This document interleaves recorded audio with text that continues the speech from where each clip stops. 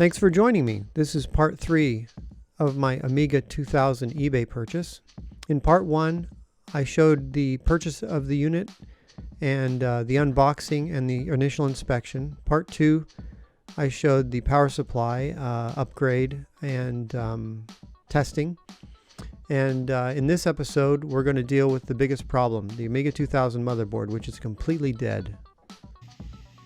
After removing the carriage, power supply drive carriage, and examining the board closely, we'll do a flyover here in a minute, but there's quite a bit of corrosion present in a lot of areas, and I'll show you where that is.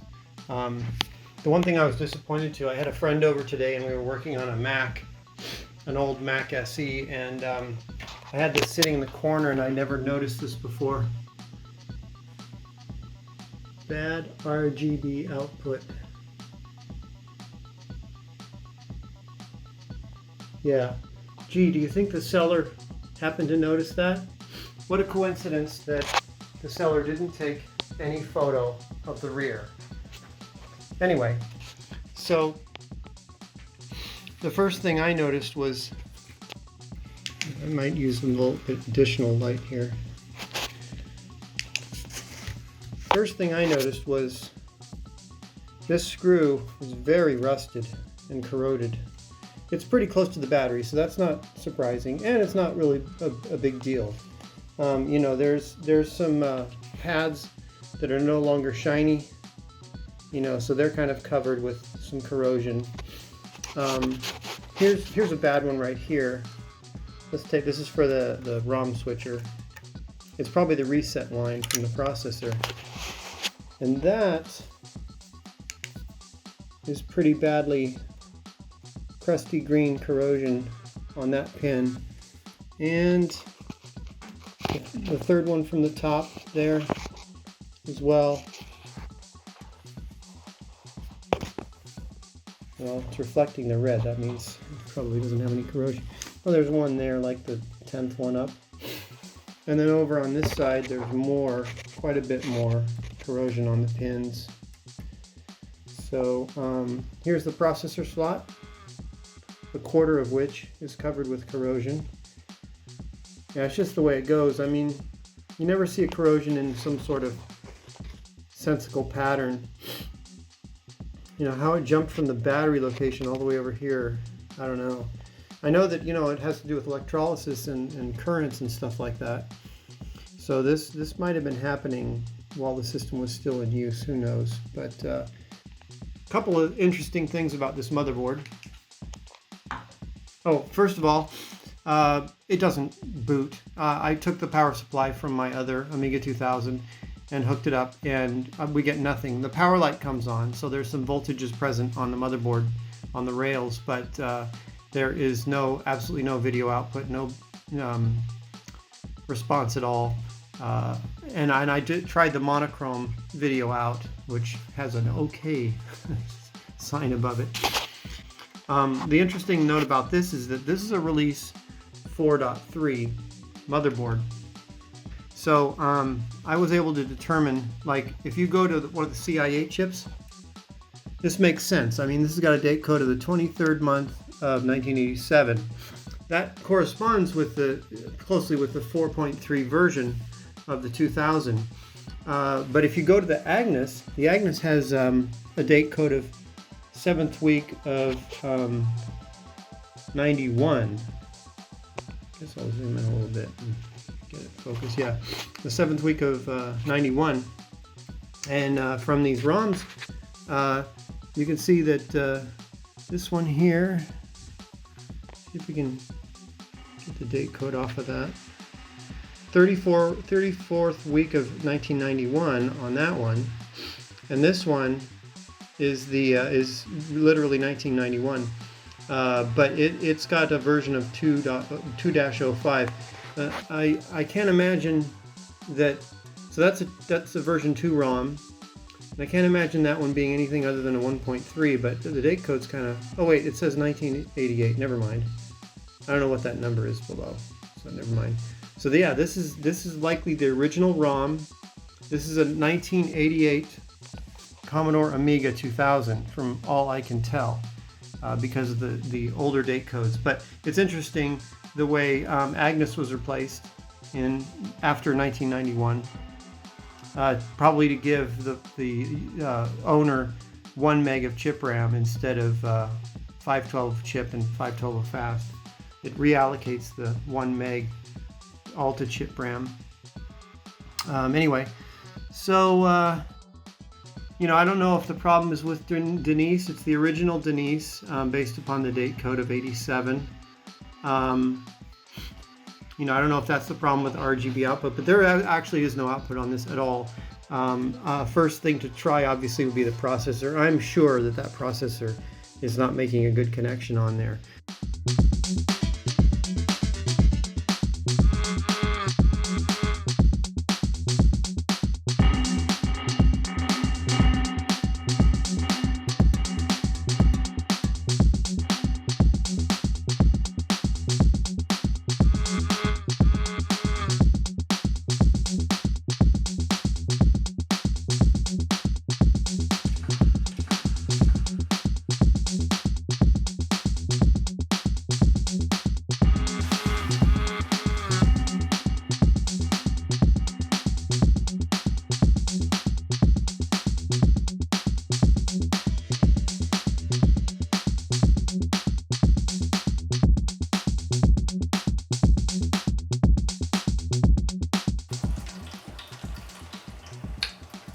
Yeah, there's corrosion in there too. I am not surprised this thing didn't boot up. Not surprised at all.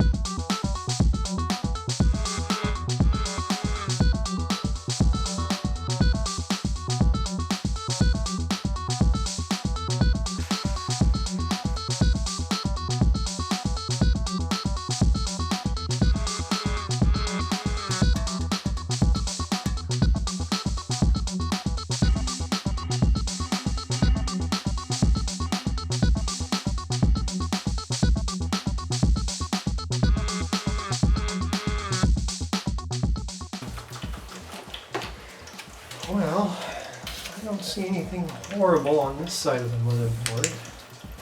Let's use some magnification. You zoom in and I'll get my...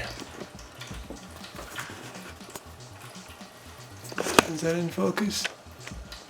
Pretty much. Get my magnifier out here and...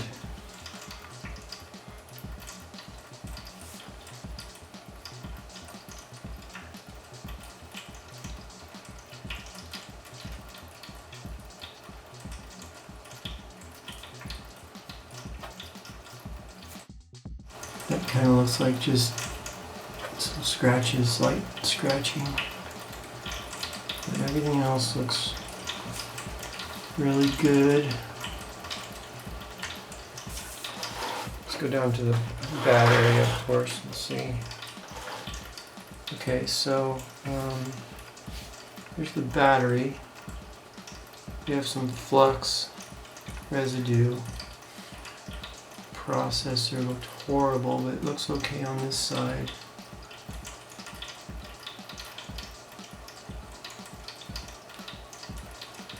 Yeah, and there's some corrosion here and here, but it hasn't spread like it did on the other side of the board. And of course we've got this horrible looking port for the that's too bright for the camera, isn't it? Horrible looking keyboard port here. And joystick and mouse port look okay.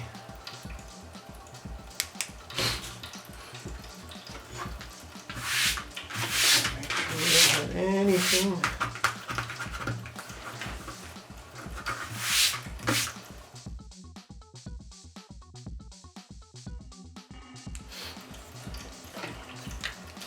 Been having allergies lately.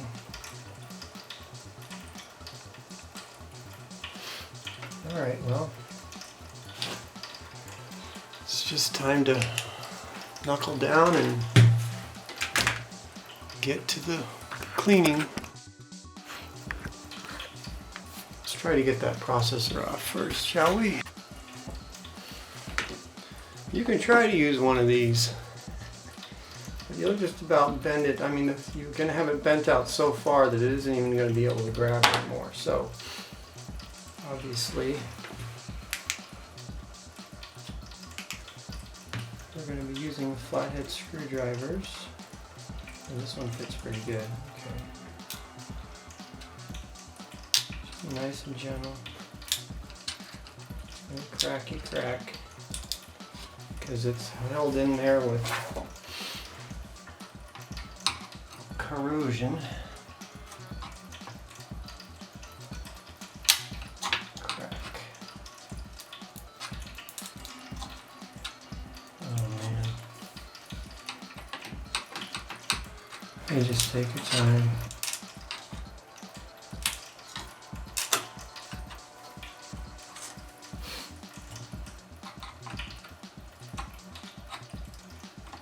See, I've got this whole side off, but I'm going to push down on it while I try to wrench the other side up, because I don't want to bother with having all the pins bent at a weird angle. Which is this last corner over here. There we go. Ooh boy. Let's see how close we can get this.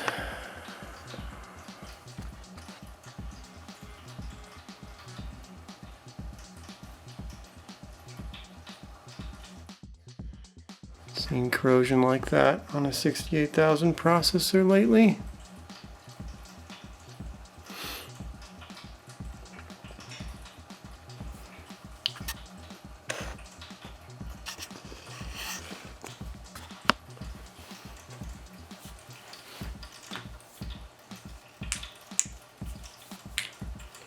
Take a little examination here of the slot.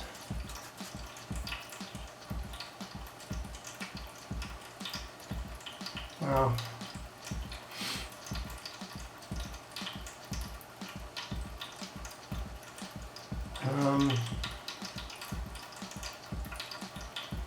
There's corrosion on every single pin. Really doesn't seem like the right thing to do would be to try to salvage this. So, yeah.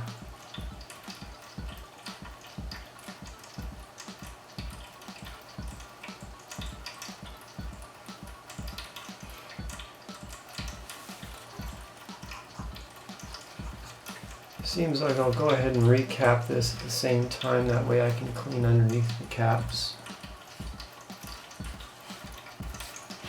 Might have to remove that crystal. I mean, one side of it is all green. It's kind of green around the edge a little bit. Yeah. We're just going to see what we can do about cleaning this first, I guess. I was pretty gentle getting that out of there, but this sure has a lot of marks in it. I wasn't the only one to use a screwdriver to get that out. ROM socket. It's pretty crusty too. It's just definitely something that you'd want to replace if you can. How about Agnes?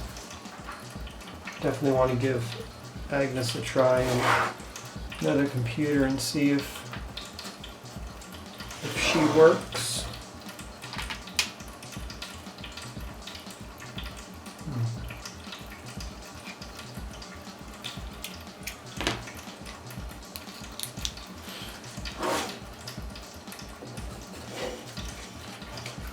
Okay, Agnes. Yeah, this is how I'm used to these things being in here. Oh, there we go. One side.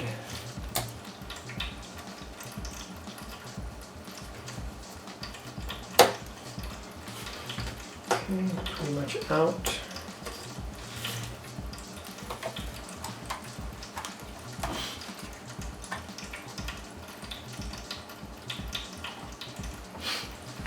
I have to put my anti-static wristband back on.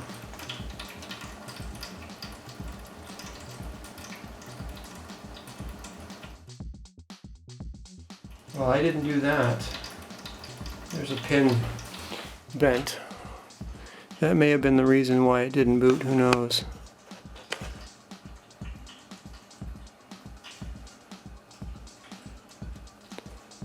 Yeah. So we'll get that guy back into position and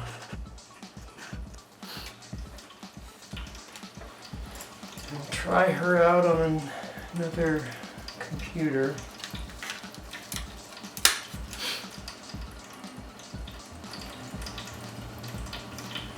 But as far as our other socketed named chips,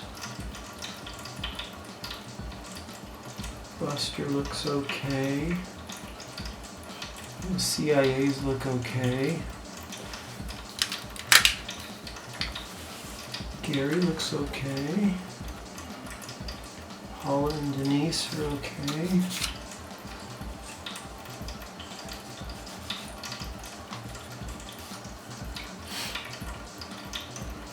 Yeah, so I'm gonna probably pull these two sockets out. I'm gonna try to clean the PLCC socket.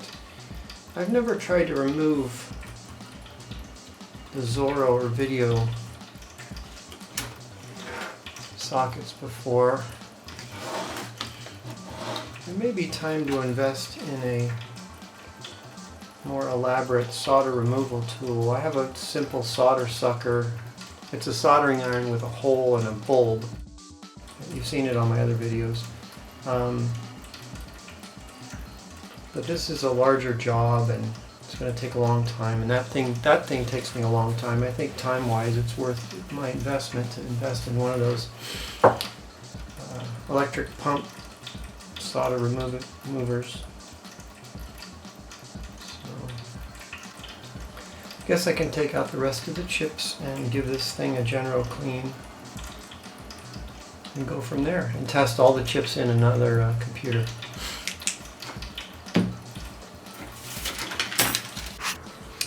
So I have a replacement 64-pin socket on order.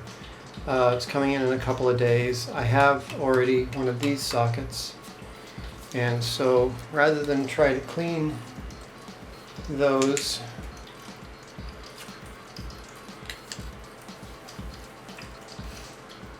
try to get all the crusties out of them, why not just replace them? So in order to help me do that, normally I have this thing. I've had this thing for, well, since I was in my early 20s or late teens. And this thing's worked okay. Really old Radio Shack brand. They're not around anymore. But what I've done is I've upgraded. So this Hacko,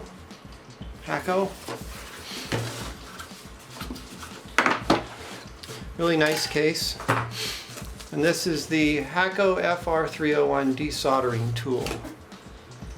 Pretty substantial piece of equipment, and the price reflects it. It was, you know, something in the neighborhood of $240, $250.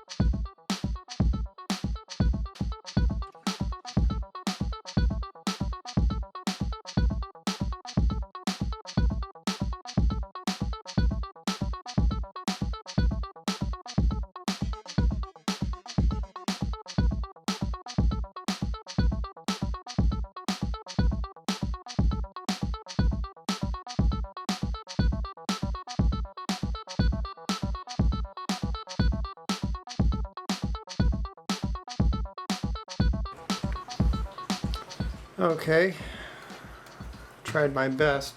There's a bunch of crap that came off, all this corrosion that's kind of holding the socket in there or whatever.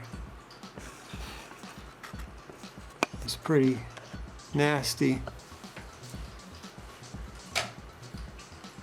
So, I mean, I think I pretty much got it.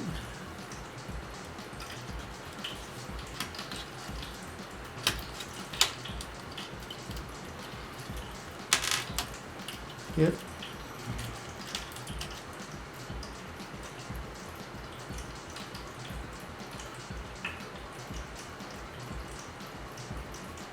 Just looking for pads. That's a fuzz, not a pad. What's this? No, just a fuzz. Corrosion, whatnot. Yeah, but you can see the condition of this.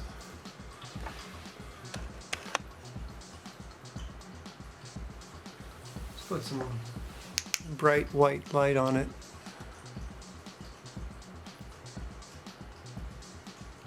Focus right there. Yeah, this socket is perished. It's terrible. It's green. Let's move the light further away to diffuse it a little bit. Yeah, you can see that. Both sides. Gonski. I'm just going to inspect the pads. I guess I'm going to be taking these resistor packs off. I want to remove all this so that I can get underneath everything and clean it well.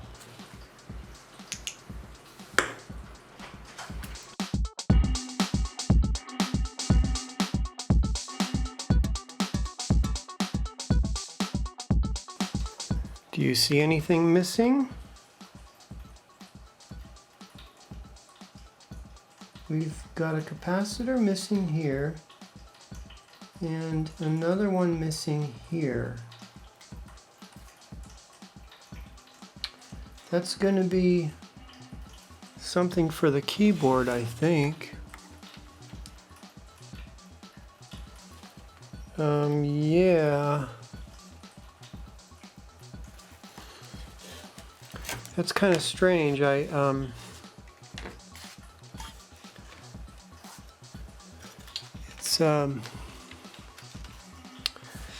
a little strange, but it really looks like they were broke off. If they just broke off, because there's pieces of blue left in their place. But as you can see, I've made a lot of progress in removing various items. What we have is a pattern of corrosion that goes this way down here for a bit. It pretty much stops here because these, you can see the shininess of these solder joints here. So this area, and obviously we know this is where the keyboard port was. I removed it, and then the other pattern of corrosion goes up this way straight to Gary.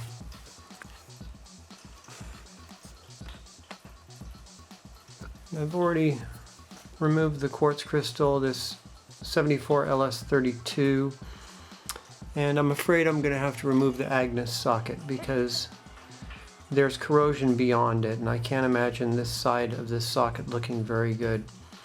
Also, I mean, it would be very convenient to soak some of these components that I want to reuse in, well, probably soak them in distilled white vinegar. Yeah, the damage goes all the way up to Gary. And pretty much stops there. So these logic chips look okay. This one does not. So it kind of goes, you know, like this, in this direction. This one's okay, but everything over here is not. Everything to the left of it is not. This one's okay, and everything to the right, immediately to the right. But yeah, this solder removal tool, this thing is absolutely wonderful. One of the things that I discovered about it, which makes life a little easier, is if you're sucking the solder from the other side and you get a higher pitch noise, then what has happened is there's still solder on the top side of the board. And the best option there, when you hear that higher pitched motor noise, is to reflow some solder onto it. Well, from the other side, you know, you don't have to spin the board over. That's the beauty of this technique. Have the board on the other side where you're removing the solder, and when you come across a higher pitch noise on the pump, reflow the solder, let it sit there for 5 seconds or something, and then suck it out again. And at that point, I've had to do it maybe twice, a couple of times. Most of the times one reflow works, and when you suck the solder that time, and you're successful, the pitch of the motor will remain the same, or it will vary just a little bit, but not all the way up like another register. So anyway, yeah, this one actually even came out pretty well. This is the processor slot. Just amazing. I think it would take me forever if I didn't have this solder sucker. This thing is way worth the money, even though it's like 250 bucks. Anyway, I'm going to continue. Once I get all of the components removed, then I'll turn the camera back on, and we'll show how we clean the board. We've seen some of that, but you know, there'll be more fiberglass pen work, maybe some more scratching of traces, testing traces as well. Once we clean it, we're going to test.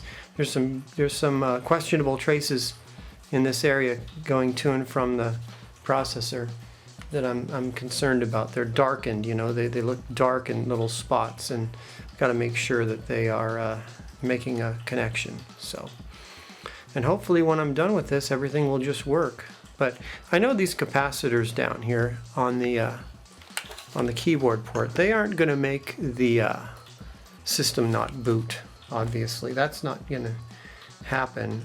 It'll make the keyboard not work, that's for sure. I was a little worried about these black cylindrical components. They sure look like they're diodes.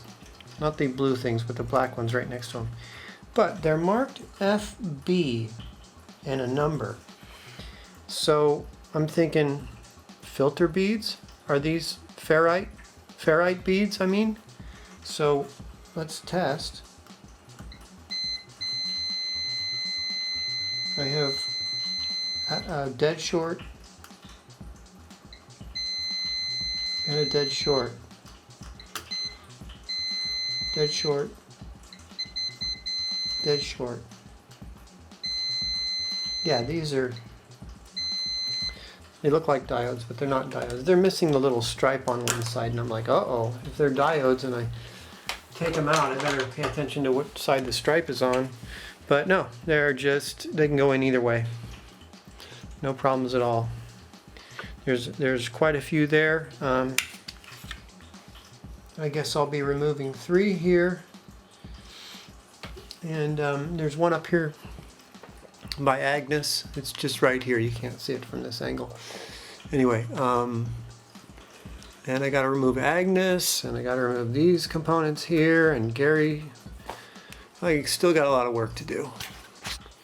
Well, we're going to need another Agnes socket. This one,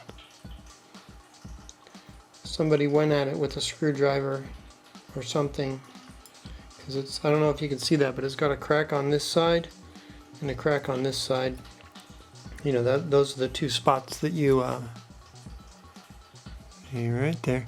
Those are the 2 spots that you wrench it out with that PLCC extraction tool. So I've got another one of those on order.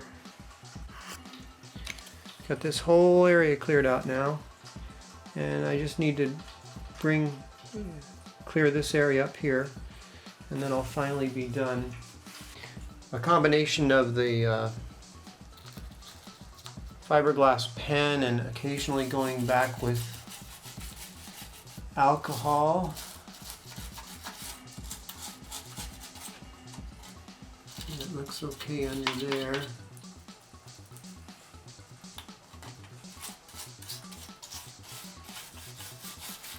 But by the time the corrosion gets up here, it really is just a slight discoloration. So I thought I would start by taking the chips out of the damaged bad Amiga and put them into a good Amiga. I've swapped the Denise out. I actually swapped it back. But right now in this computer we have Paula, the 2 CIA chips, Buster, and Agnes. And as you can see, we're good to go. We booted up just fine. So the next thing I want to try, I guess, I don't know if it's worth to try to save the 68,000.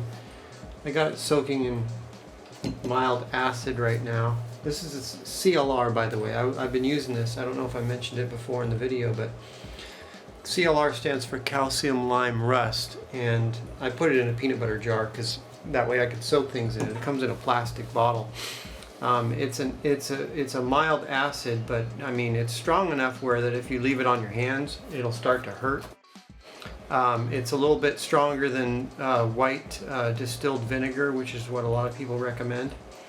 But this one you don't really have to add the salt to. Some people say put salt in the vinegar to make it more acidic. This one is good to go just the way it is. You just have to use gloves with it. But the processor slot from the other from the old Amiga had corrosion all in it, and I soaked it in here for I don't know, a few hours, and that thing came out great. I mean, those pins are hard to clean, and when I was done, all I needed to do was rinse it out, and you know, I put contact cleaner on it just to clear any moisture out of it or whatever. But it turned out really well, and so I've been using it sparingly. Anything that I took off the motherboard that I wanted to reuse, I could, like the keyboard connector, I soaked it in this stuff too, and it got all the corrosion and green stuff off. It looks tarnished still, but there's nothing you can do about that. It means the finish has been eaten away. It's just gone. The rust just, or corrosion just ate it away. Before I get too far along, now that I've got things kind of cleaned up, and before I start reflowing things, and especially before I start putting components like sockets back in, I'm going to test continuity on everything in the area, just to make sure that we're good. Especially be looking for discolored traces that look dark. But most of the vast majority of 99% of the traces look fine. But we got to look around for the occasional pad that may have lifted or is not making a good connection, or a crack or something. So that's more like what I'm worried about, especially after I went over the pads with a fiberglass pen. I was being gentle, but you know, I had to keep scrubbing until I saw some silver. Anyway, I'm going to do that right now. It's very tedious, no point in putting it on video.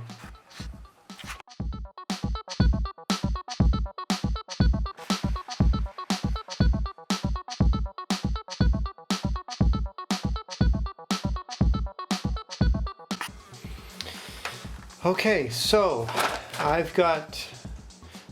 have two things left to do at this point. Do the rest of the recapping, replace the rest of the capacitors that are around here, and an Agnes socket. So now it was way cheaper for me to order 20 of these. So I mean, actually what I was looking for was to get something really quickly, and this was the fastest one, and it was fairly reasonable. So what I'm going to do is check the description for the link to my eBay store, because I will put the rest of these up at a reasonable price and sell them individually for those who need, at least while supplies last.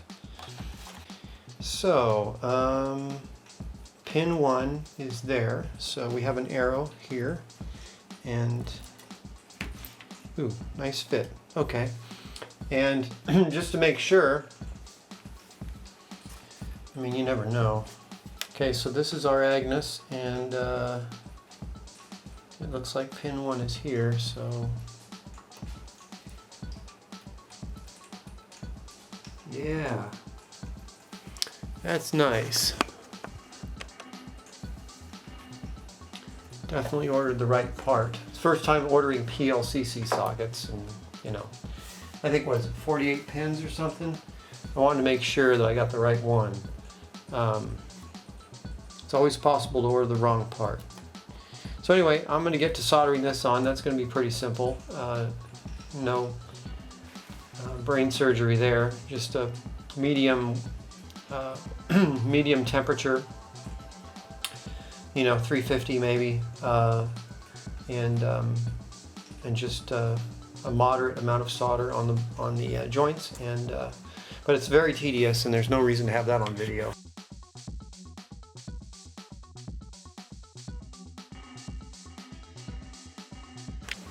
I just made a horrible mistake, I believe. There's a resistor, R101, that when I first turned this on, after putting all the chips in, it started to smoke, resistor 101.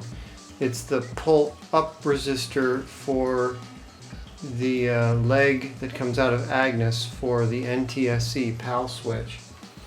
And I looked it up on the schematics, and it started smoking. So I pulled it out, and I found out it was 4.7 or 47 ohms. It's supposed to be 4.7 kilo ohms. And so I think I can blame myself. I couldn't really read the resistor because it was burnt, but I'm pretty sure that I was probably the one that made the mistake. So I pulled that out, and I put in a 47K, and I've got the Agnes. I had another fat Agnes. I've been switching the Agneses around. So I have this one I know works. And so at this point, Right, at this point we're ready to test. So let me go ahead and turn it on. Oh, wait folks, wait for it.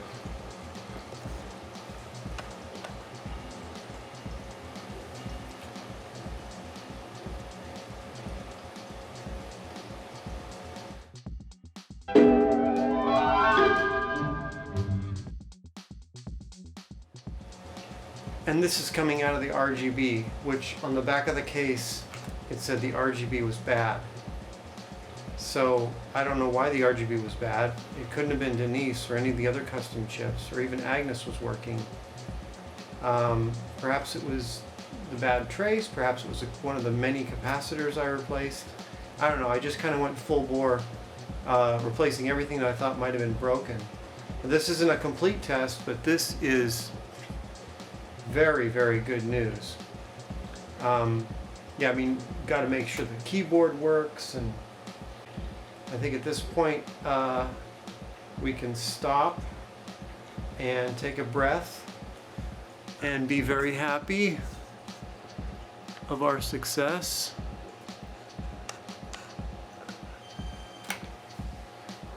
Thank you.